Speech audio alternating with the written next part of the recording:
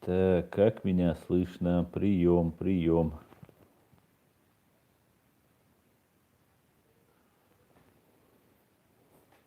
Heute zeige ich euch 4 Gründe, wieso sich eine Steuererklärung auch bestellen lohnt.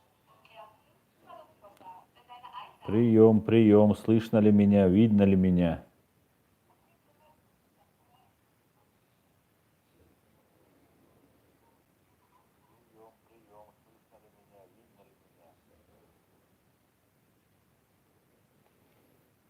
Что-то. Так, очень хорошо, супер. Ассаламу алейкум. Приветствую всех. С вами снова я, Дикий Десятник. Ва алейкум салам. Ва алейкум салам. Эфир с американцем завтра будет. Завтра будет. С Полом Гоболом завтра будет эфир.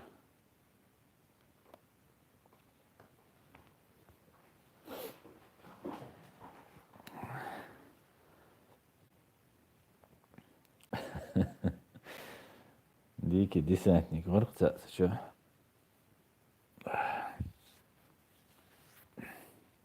Извиняюсь. Спешил к эфиру. Привет, Украина, привет.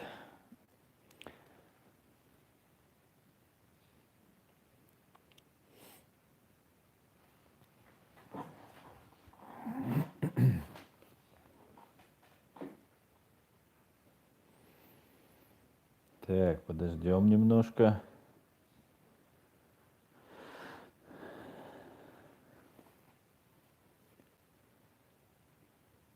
Джон Маккейн, да, веселый. Да, я грустный же не бываю.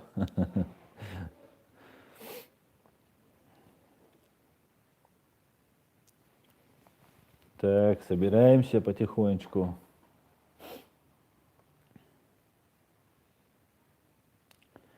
Андрей Малашицкий, привет из Беларуси. Привет, Беларусь. Привет, Андрей.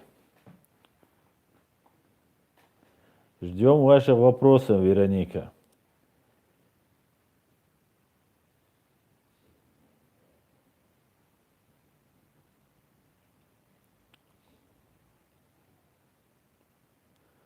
Буэнос ночес, Вита Кукурика или Какарика. Извиняюсь, если неправильно прочитал. Ва алейкум салам, Джоро, Казахстан.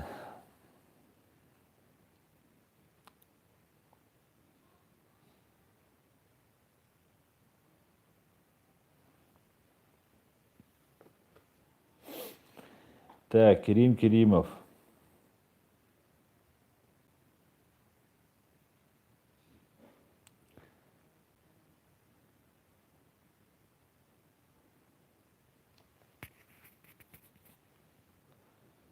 Так, Шеше.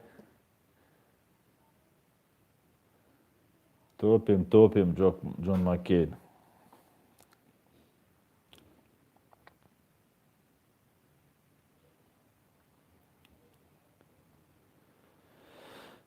Я вещаю из Гамбурга, из славного города Гамбурга. Под видео вроде должно быть написано, что это Гамбург. Да, под видео написано. Гамбург.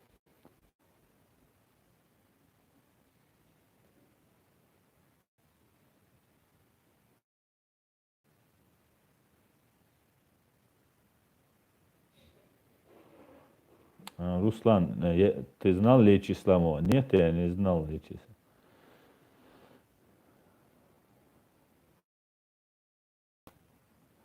Кримов, ой, бърт събеш станицам, да? Бърт бакюкш да қидеш. Кугш да қидеш. Белш да қидеш. Массуэл бърт бағеш. То. Ахудуйт қич. Жимчинг алай, оқчинг цадуйч. Ой, цанигат бошума дац. Джахар муртаза машвой, машал хил Джахар. Джоро, Аслан, какой у тебя статус сейчас в Германии? Статус у меня самый хороший. И у меня политический статус. Я признан политическим иммигрантом.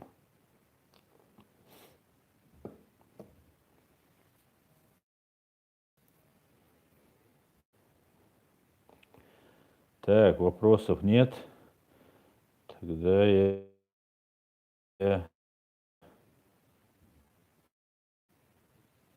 немножечко надо тут одно дело отправить.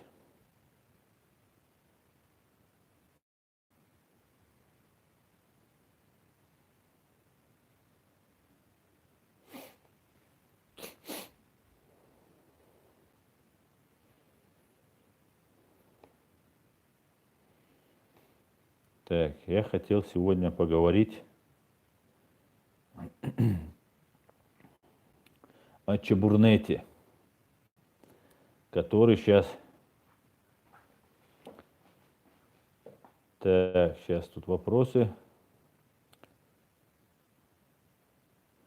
ДГГ вторая российская чеченская была по вине чеченцев или русских, спрашивает ДГГ. Конечно же, это была вторая и первая российско-чеченская войны были только лишь по вине России.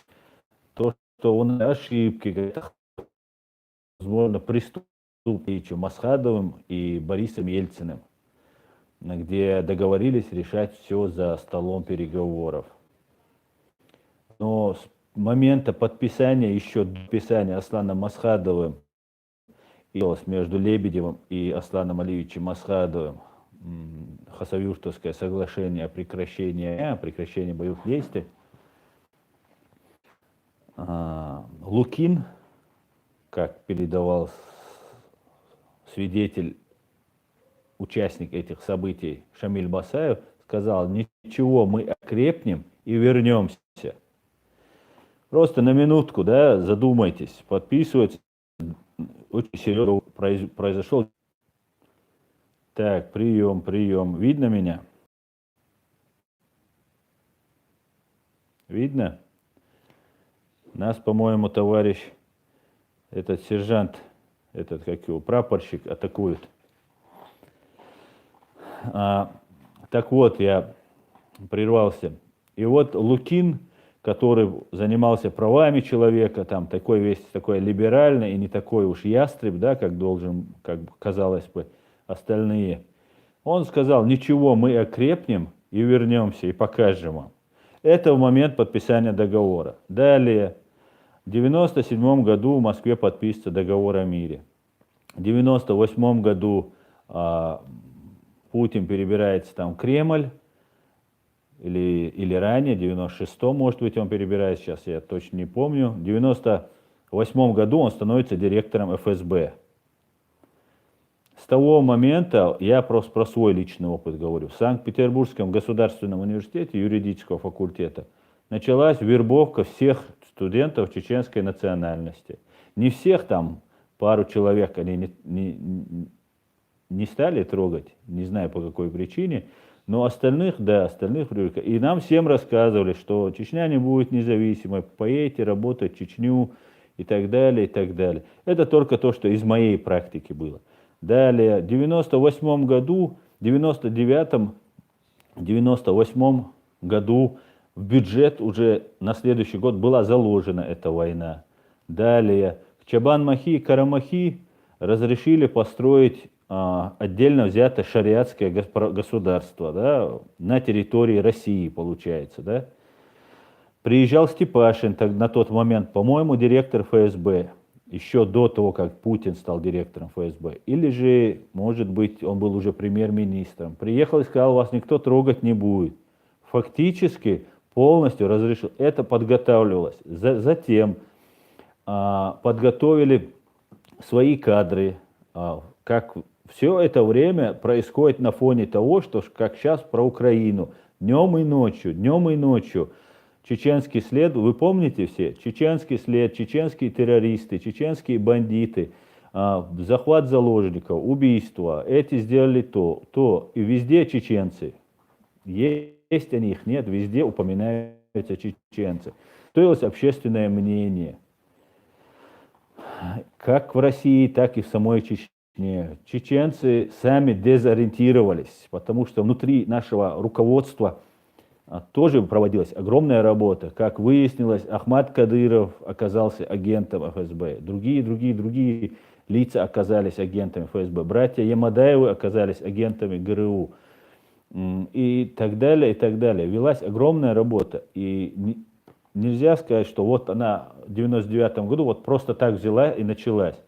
Потом, как мы знаем, на наш пограничный пост было совершено нападение, зашли русские, убили нашего одного или двоих пограничников, несколько ранили, захватили этот пограничный пост. И эту территорию до начала войны не отпускали. Это не прямое вторжение, не начало войны, не нарушение договора, подписанного между Ельциным и Асланом Алиевичем Масхадовым. Затем этих Чабан-Махи и Карамахи началась операция. Мы все прекрасно все знаем. Все, кто не молодой, все прекрасно помнят. Слава Богу, есть интернет, YouTube, это все сохранено. Началась операция по убийству граждан Российской Федерации, которым дал слово премьер-министр или директор ФСБ Патрушев, который является зачинщиком как первой войны в Чечне, так и второй. Такой же военный преступник и убийца, которого также следует привлекать к ответственности. И начинается вот этот конфликт. Багаудин, танец, который проживал на территории Чечни, просит помощи Басаева, у которого договор с дагестанцами, помогать, потому что он избран, там у них свой конгресс прошел. Ну, наш конгресс это был. Там возглавлял Басаев. Видимо, специально, чтобы Басаева выманить. Басаева выманивают, потому что он просто соблюл свои договоренности. Он обещал помочь, он идет на помощь, так как в Чабан-Махи уничтожаются все подряд, не только вооруженные люди, но и невооруженные, и женщины, и дети. И присылает сообщение, что надо хотя бы женщин, детей коридор сделать, вывести. На что Басаев, рядовой на тот момент лицо, которое просто делает речь, собирает своих соратников, своих старых ополченцев, и они идут добровольно, как сегодня в Украину приезжают с Петербурга, с Ростова, с других регионов люди, и это не является казусом белли, поводом к войне. Да? Для войны нужен юридический повод, казус белли. Его не было, потому что доброволец, если идет сражаться, это не является, даже если этот доброволец является полковником ФСБ вроде Гиркина, Стрелкова, который также являлся сейчас, как он говорит, является в запасе, не является поводом к войне, если человек пошел воевать в Украину. И нужно было, чтобы Аслан Масхадов поддержал это действие. Удугов призывал первый в 2000 году напасть на Россию, там впервые в истории мы напьем и там что-то мы сделаем. И Масхадов, понимая, к чему это грозит, так как ранее такая же операция была проведена в 1992 году в Ингушетии, в этом районе, когда натравили осетин на ингушей, и российская армия устроила резню просто ингушского населения. Как это обозначил это действие? Хоть чеченские добровольцы туда и поехали, но Дудаев официально туда не поддержал открыто. Также и Масхадов в августе на митинге выступил и сказал, что мы не поддерживаем поход. Мы понимаем, что это запланирована эта операция для того, чтобы начать войну у нас тут в Чечне. Поэтому мы всячески отвергаем наше участие в этом. Все, на этом точка. Никакого похода в Дагестан, даже если это не была спасательная операция, которую провел Басаев, который только пробил коридор, чуть-чуть боестолкновения и вернулись обратно, вывели всех женщин и детей. Все. Это была чисто гуманитарная спасательная операция против вот этих преступников. Прямо назовем, потому что это было преступление. Провокация преступления, даже если она совершается правоохранительными органами, сотрудниками правопорядка, это уже является преступлением. Провоцировать на преступление нельзя. Провокация была налицо, соответственно, Басаев зашел и вышел. Надо было идти, не надо было идти, это другой вопрос. На тот момент я считал, что не надо было идти, но я был обычный студент, или уже не студент, проживающий в России. Люди на местах действовали, как они считали, правильно или неправильно. Как поступил наш президент, абсолютно верно. Поэтому никаких претензий нет. Далее, так как Масхадов не поддержал вот эту спасательную операцию Шамиля Басаева, Россия должна была прибегнуть к плану «Б». План «Б» был прост как до безобразия. По КГБшному, по-чекистски просто надо было как можно больше убить, чтобы ввести людей в ступор, в ужас ввести людей. Соответственно, быстренько подкатали для того, чтобы проследить связь между Басаевым, спасательной операцией Басаев-Дагестан, которую представили нападение на Россию. В мире это не признали. В мире сказали: извините, дорогие, это доброволец, Масхадов от него отказался, от этого спасательной операции, поэтому это не нападение. На вас государство не напало. Тем более вы можете справиться без проблем с этими добровольцами. И после этого пришлось прибегнуть к плану «Б», как я сказал, и для того, чтобы провести связь, цепочку между Басаевым, Дагестаном и взрывами. Первый взрыв произошел в Буйнакске, в дагестанском городе, куда машина, грузовик был, ЗИЛ был подогнан с взрывчаткой, и был дом подорван. В этом доме проживали военные. И ни один русский военный, ни один дагестанский защитник Великой России не пикнул, не возразил после того, как в Рязани были задержаны. Допустим, тогда все думали, это Басаев. Допустим. Хотя все думающие и кто в теме понимали, что это не мог быть Басаев, потому что за 2 года войны Басаев не взрывал дома. В спасательной операции в Дагестане он не понес таких колоссальных потерь, чтобы это можно было сравнить, как-то какую-то месть наносить. Басаев не убивал мирных жителей. Басаев в Буденновске проводил операцию, и когда уже не смог справляться со своими ранами, отошел в больницу. Но это другая история. Потом Буйнакск взорвали. Я прекрасно помню это время, и это время все обсуждали так, там, чурки убивают чурок, ну и ничего страшного. Вот такое было отношение. И прекрасно те, кто проводили взрывы, знали, что этого недостаточно. Соответственно, надо было в самом сердце России, в Москве произвести взрыв, потому что произвести впечатление на аморфное население России. 2 дома взорвались в Москве.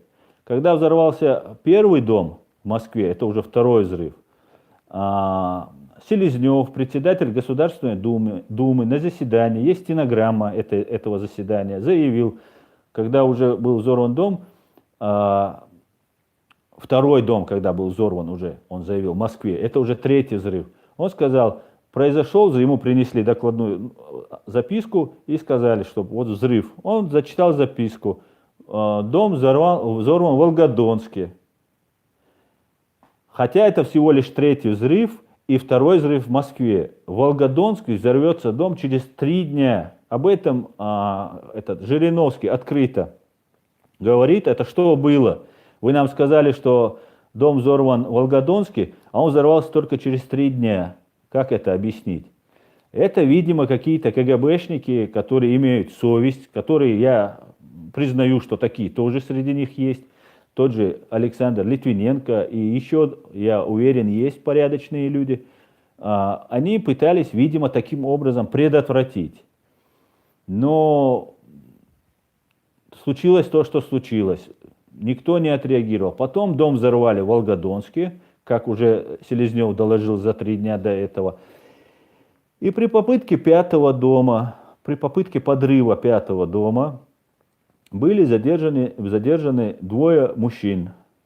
Во-первых, когда заносили мешки, Алексей Картофельников, житель дома Рязани, обнаружил, что двое мужчин и одна женщина заносят какие-то мешки, позвонил в полицию, в милицию тогда еще, и приехавшая милиция, спустился милиционер в подвал и обнаружил 3 мешка, и срочно началась эвакуация. Всю ночь эвакуировали, всю ночь проводили разминирование, там разные эвакуационные меры предпринимали. Пришел к ним руководитель ФСБ Рязанской области, к этим жителям дома, которых разместили в соседней школе, и им заявил: вы сегодня родились, это ваш новый день рождения, вы сегодня заново родились. То есть сотрудник Рязанского ФСБ не знал, что проводится учение.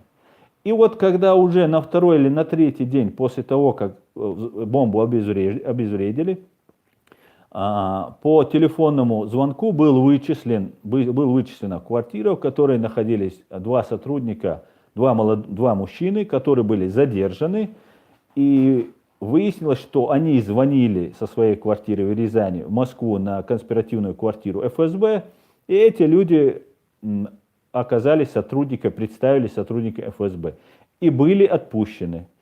И этот момент, когда происходит вот это задержание, когда выясняется, кто эти люди, в Москве в это же время проходит съезд вот этих всех бандитов, так называемых силовиков. А по факту убийца и преступник, по большей части, не все, конечно. И выступает министр МВД Рушайло и докладывает, что нами предотвращен террористический акт, задержаны 2 террористов и так далее. Так как вот Рушайло приехал на это собрание, этот сход, и на этом сходе он им объявляет, что вот только что ему поступила информация, задержаны по линии МВД, ему сообщили, задержаны в Рязани. В этот момент выбегает директор ФСБ Николай Платонович Патрушев и заявляет журналисту или его карманному своему, достав откуда-то своего журналиста, заявляет: это был не теракт, это были учения. С тех пор вот это действие вошло в историю под названием «Рязанские учения». Все. После этого было на НТВ независимое расследование, после этого было закрытие этого НТВ, убийство таких людей, которые проводили расследование именно по этому делу, как Щекочихин, кто там был, ну и так далее, сейчас я их всех не помню. И вот все, кто занимался расследованием, все эти люди были убиты. Поэтому ни в коем случае, я просто развернуто ответил на вопрос, потому что это принципиально важный вопрос. Так как если это преступление является организатором, заказчиком, является Владимир Путин, то Владимир Путин с 1999 года, когда он стал президентом, является незаконным президентом. Соответственно, все его действия носят незаконный характер. И это факт. И этот юридический факт, от него никуда не деться. Найдутся русские, которые будут разбирать это дело, которые возьмутся за это, которые привлекут его к ответственности. Не найдутся. Это уже другой вопрос. Но то, что этот факт доказан, достаточно просто в суде подтвердить это, так как независимыми журналистами, разными исследователями, расследователями этот факт уже практически 100% уже доказан. В том числе Александр Литвиненко, который был убит в Лондоне ядерным терактом, вот этой Ковтуном и этой же бандой ФСБ. Так что мы не причастны к началу Второй российско-чеченской войны. Так, извиняюсь, что пропустил. Мне тут... Так что вот так я вот развернуто отвечу на это все. Так, главное мир. Ассалам алейкум, Аслан, и нох чевежи. Ва алейкум салам, главное мир. Дал саадоль. Аднат. Ахч. Так. Эдуард Мамедов. Тода Эдуард за донат. Так, я перемотаю, господа.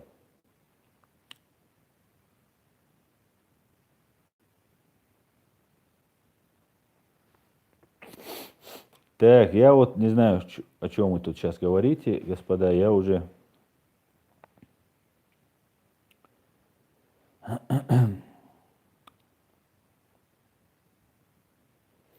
Замечательный человек. А ты сейчас скажи об этом среднестатистическому ватнику, и он будет оправдывать эти убийства. Да, об этом тоже снимался фильм, между прочим. Снимался фильм, я об этом говорил как-то у себя тут. И этот фильм, там был такой эпизод, когда какой-то шпион едет на встречу с другим шпионом, и он уже владеет какой-то информацией, которую не должен получить тот шпион. И КГБ его ведет, или НКВД, по-моему, это на тот период еще НКВД, или КГБ, неважно.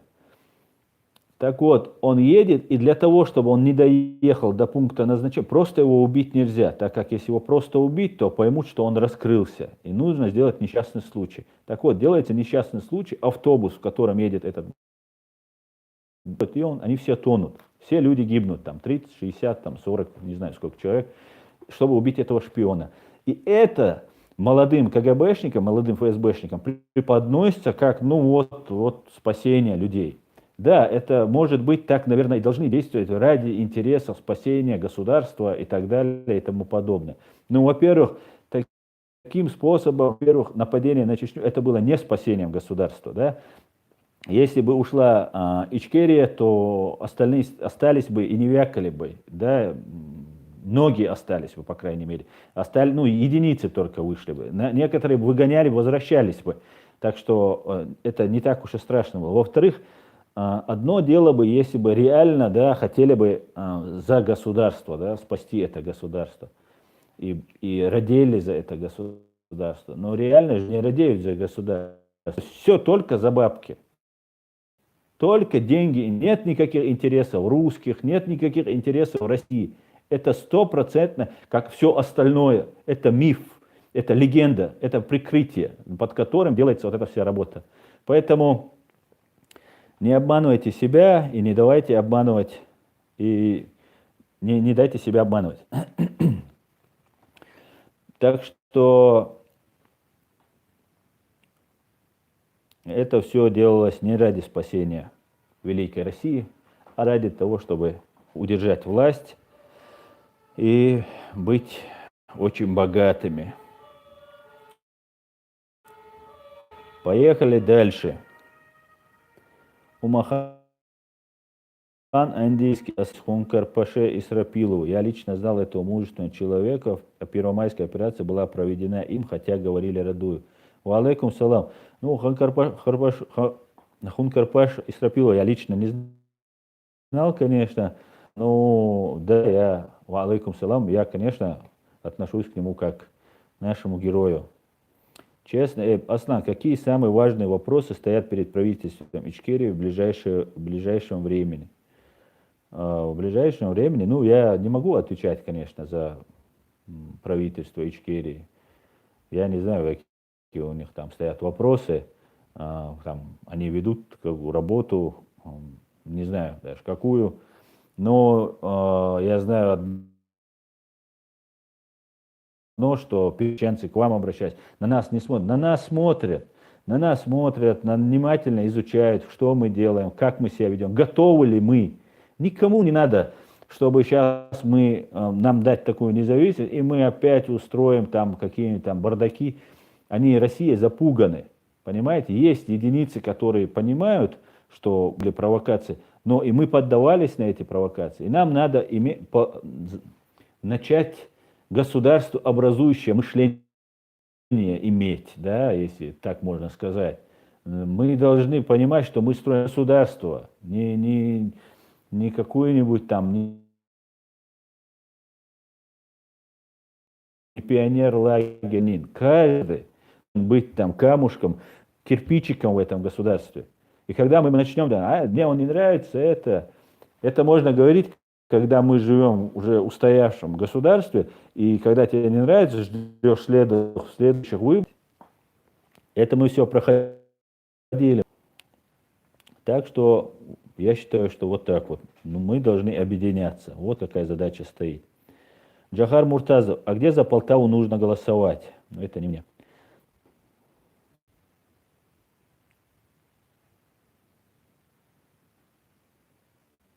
Инженер-конструктор. Аслан, в 1990 году Чечня была союзная республика. Конструктор, совершенно верно. В июне месяце, 12 июня, когда Верховный Совет, законы, еще когда был Завгаев, а Дудаев находился еще в странах Балтии, из Москвы, получил статус союзной республики. Докка Гапурович Завгаев. Он получил колоссальную поддержку среди чеченцев. Был подъем такой.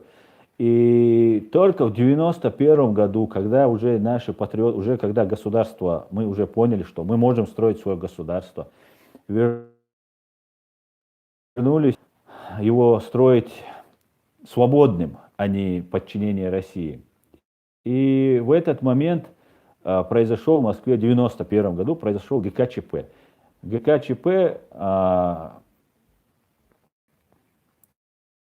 поддержал Завгаев. Кстати, очень важный момент. Нас хотят об этом.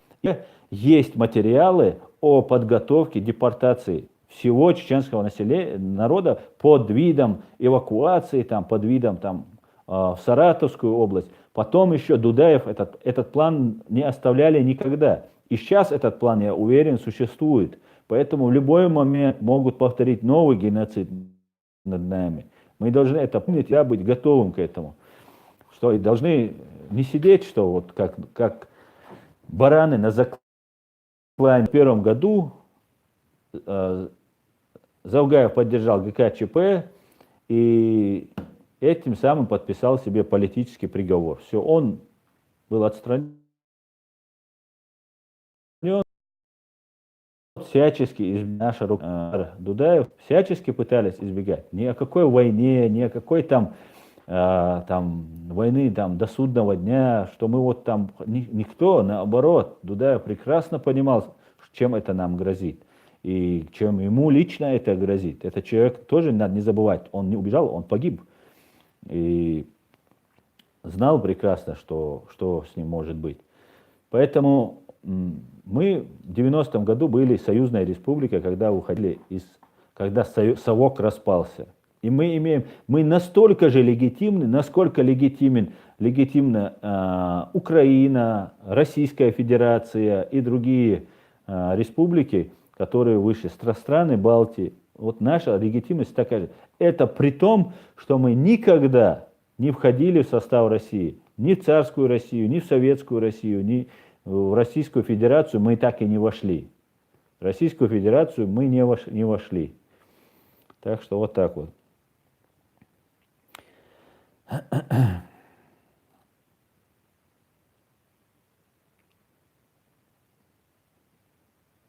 Сенатор Аслан, можно вам вопрос? Нам с ними целоваться или воевать? Не думаю, что первое возможно. Я не понял, о чем ты. Ну, что-то ты не...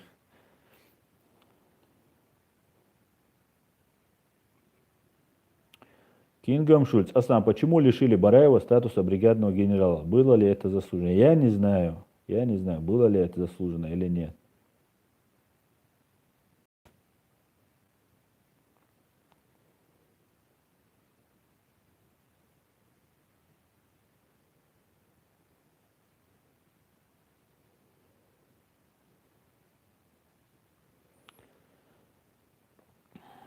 Салам, Грузия.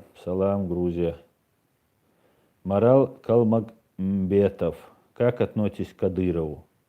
Я к нему никак не отношусь.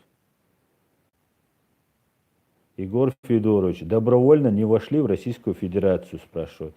Конечно, не вошли. В 2003 году своих граждан, обвинив нас в получив кассус белли после этого, да, уже никто не мог запретить России, когда там чеченцы взрывают ее граждан, уже вести на войну, борьба с ними, потом борется со всем этим. И в 2003 году, когда каждый день, каждый божий день погибали оккупационные солдаты, там, офицеры, гибли наши люди, когда вот между вот этими развалинами сделали спектакль, где оккупационные войска, где не одна страна, которая, Венесуэла или какие-нибудь Южная Осетия или Абхазия, да, не признали, в том числе Германия.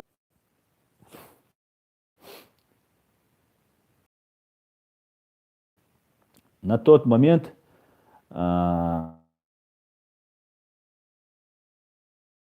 опять прерывается у нас Аслан Ильич Масхадов, которого избрали, признали самыми честными. Сейчас в Украине прошли самые честные. Когда в 97 году, когда президента Масхадова, наши выборы на постсоветском пространстве были самыми честными признанными.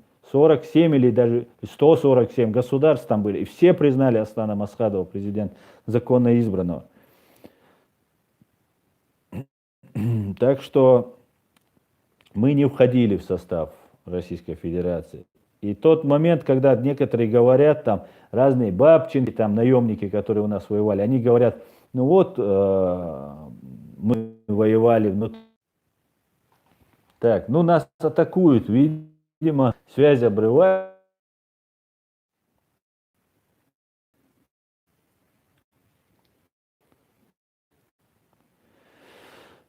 Так, обрывается связь у нас. Это поэтому я смотрю. Не дают там сказать, ну видите. Правда, Коля, да? Видите.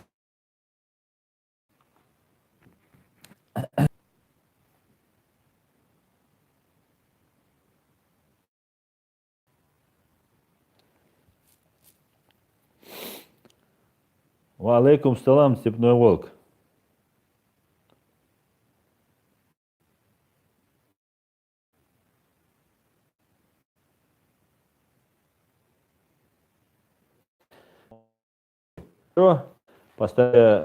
Попробуем еще раз.